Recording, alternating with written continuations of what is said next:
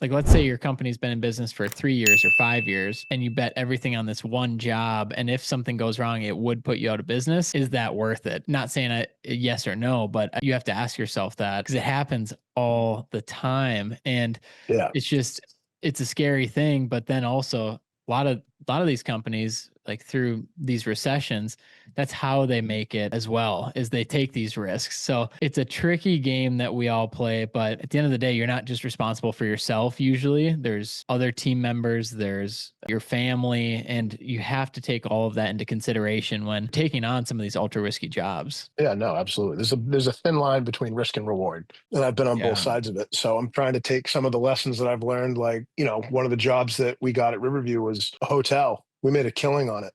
So we're like, okay, that dollar amount was X. We can handle X. But Yeah. the variables that you get from job to job, and just because that one went great doesn't mean that now you're in the $500,000 job category, because this one Right. didn't go good and it was less.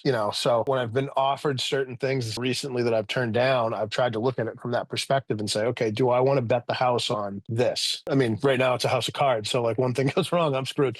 But Right. you, like you said, you've got, at some point you've got a family, you might have employees. The bank wants to get paid if you buy something, whether you're making money or not. You've got to fill Yeah. that nut. So is it worth betting the house on this particular job, or should you grow a little more and then get into something like that to, like you said, springboard yourself to the next level of business and jobs that you want to get into? Yeah, one of the greatest, I guess you could say, maybe personality traits that I've seen in some successful excavation company owners and really in business in general is that delayed gratification.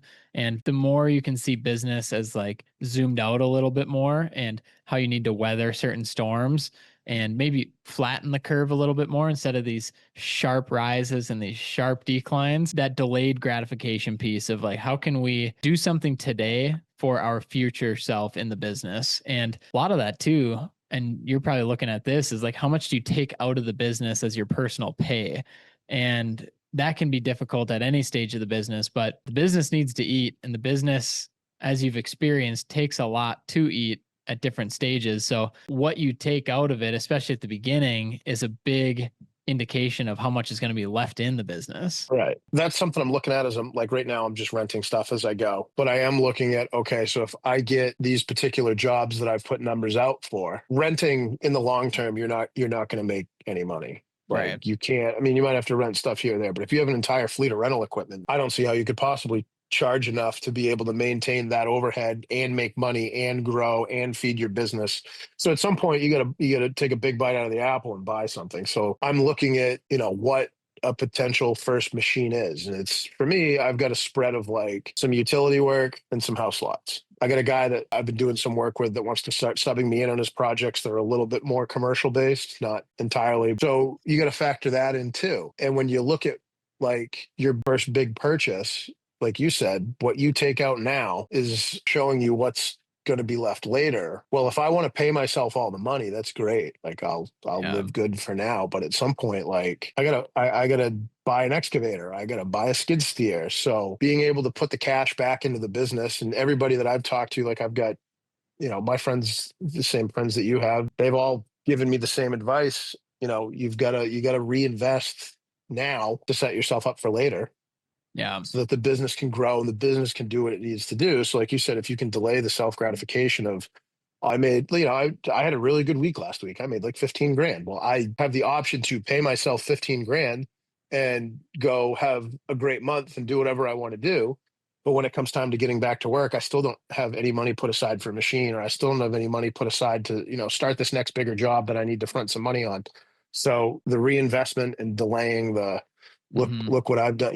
That's huge. And that, for somebody like me who's always had a little bit of a large ego, it's there's been a lot of nice little lessons you learn along the way at the very beginning. One thing that I've seen help a lot of people, including myself, is as the owner, paying yourself and maybe this is like another year in the business. So let's say you're 2 years along in the business, is paying yourself a set salary that you could live on, but it's kind of more bare bones.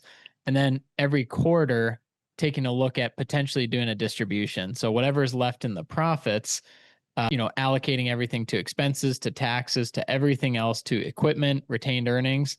But then whatever's left over in profit, deciding how much of that to bring home as a bit of a bonus to your income. I think that's really helped, because when it comes to tax planning as well, as the business owner, you've got to make sure you're not paying yourself the government's money, because then they're Right. just going to come right back for it, and then you're really in a hole. But I know doing that schedule has been really nice. Of when I went full time with Phaser, my paychecks were so small; they're $500 every 2 weeks. But to me, it was like I knew that that's what I made, $1,000 a month, and then if I hit a certain tier on a 3-month rolling average, I'd get a raise, and it'd be $2,000 a month, and then 3,000, then 4,000, and so on.